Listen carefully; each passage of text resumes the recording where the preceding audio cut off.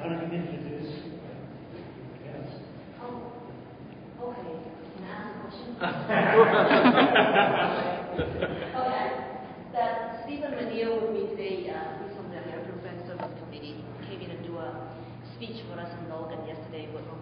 We're marking the anniversary of the Iraq War in Logan yesterday with many events on Utah State University campus. So, but first of all, I want to thank all three of you for doing this public forum. I always think it's such a special privilege to hear the voices from the soldiers themselves. And you know, the most condemning thing I have heard personally of why, you know, it's how can we possibly, you know, expect people to go over there and do all these horrific things in our name is, you know, from one of the vets I heard, you know, is that, you know, he said in one of the events that, you know, don't let anybody kid you, you know, in this war, he was talking about the Iraq war in specific, but in this war, just like in any other war, there is, you know, 100% casualty. You know, that's the bottom line.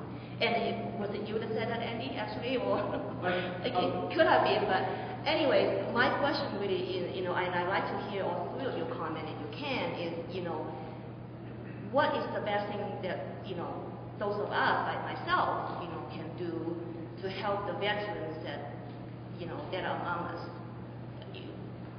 We can't fight your battles for you, obviously, but you know what is the best that we can do? That's what I think. Really fast. How many pairs of boots do you display? That's the only question I have really fast. How many? Well, in the iPad Open exhibit, which we do, we've done it in Salt Lake City quite a few times, and we did it yesterday in Milton.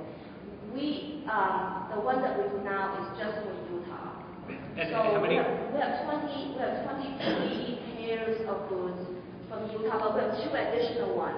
One of them, you know, the Texas is Texas, but his aunt lives here in Salt Lake City, is Joan, and she wants her nephews to add. And we have another pair from California who belong to Brian, and he's the only son of Kathy Snyder, who lived in Cache Valley, and she wants her sons to be added too. So we have 25 years of boots there in the Utah exhibit. And now, if I'd like to be able to comment on exactly what she's doing. If you aren't familiar with it, it's an exhibit of, from when I saw it was 23, but you're saying 25 pairs of boots lined up to, you know, one pair signifies each loss. And that is by far one of the most powerful exhibits I've ever seen. And the incredible, it's such an honor to have you do that, to be able to, I mean, that right there is the embodiment of the war. You know, what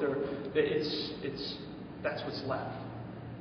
That's what's left. You have this amazing individual, and you know what, it was a life of hopes, dreams, aspirations, and love. And you know what, that's what's left. And it's funny because I had a friend come up to me the other day when I was talking to him. He goes, "What, they die in vain?"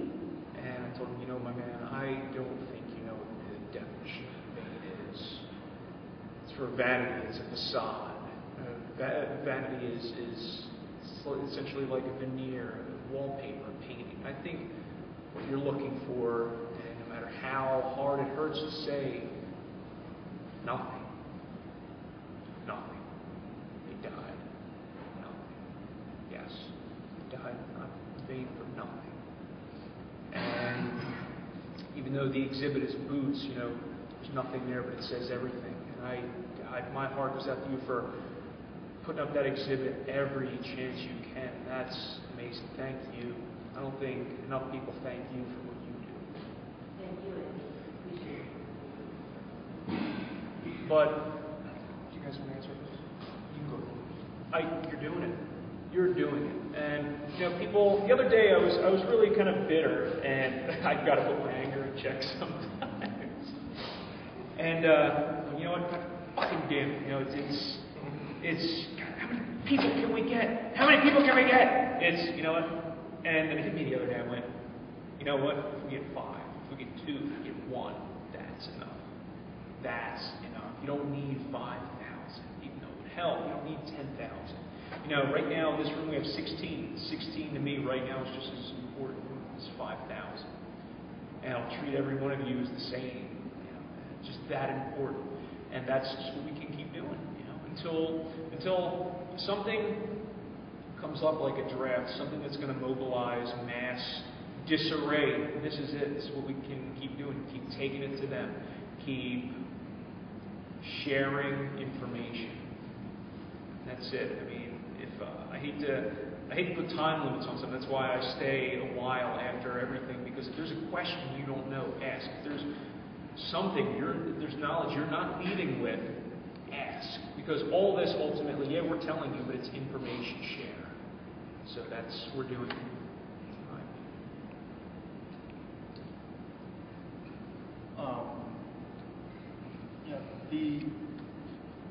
All the information that you absorb here or anywhere else to seek the truth about these things, you can't keep it bottled up.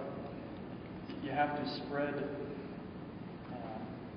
the wisdom as much as you can, every chance you get, any way through the power of conversation in your communities with friends, family, church, wherever, at school, and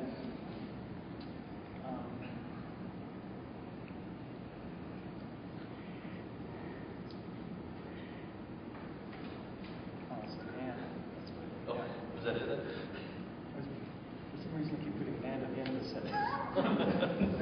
There's always Well, these two said it all. The communication, getting in there and speaking to everybody. One thing that I've noticed out there is now that we have a new president, everybody seems to think the war is over. It's not. Don't let anybody forget it. Remind everybody that it's still going on. We still have 130,000 plus guys in Iraq. We're adding tens of thousands more to Afghanistan. At least the war in Iraq must end. It serves no purpose whatsoever. The war in Afghanistan we can debate about, but the war in Iraq has got to end. Don't let anybody think that just because we have a new president now it's over, because it's not. I mean, his plan for ending the war in Iraq is to keep, as John Stewart said, several dozen thousand people, and that's the end of the war. And that's not an end. We have to get out, and don't let anybody make you think for a moment that it's over. It's not. It's still raging. His presidency is proof that he alone can't bring all the change that we need, whether it's the Iraq War or whatever else.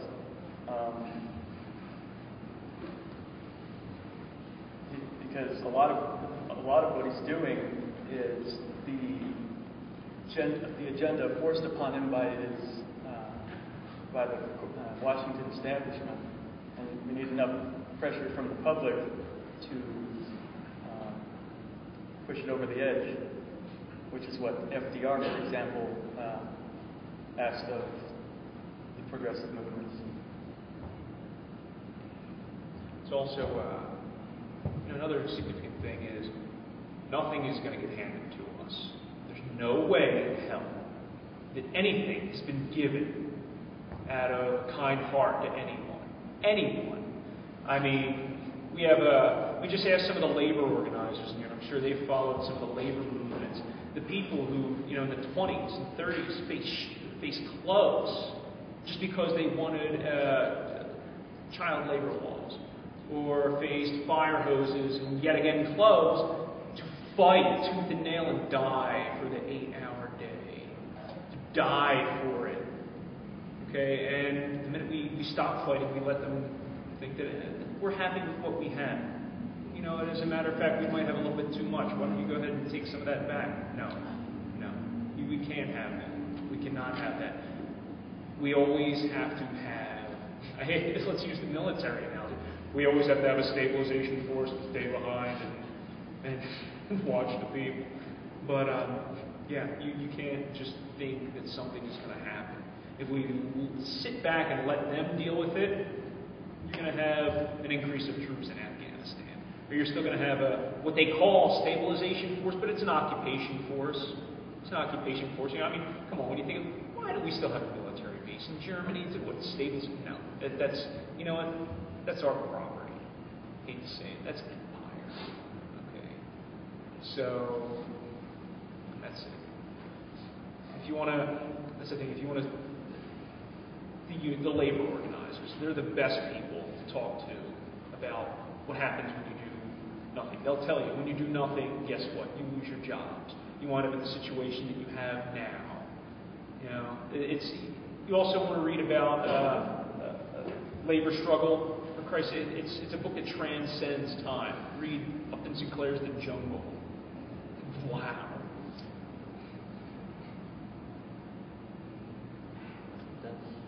That wraps it up.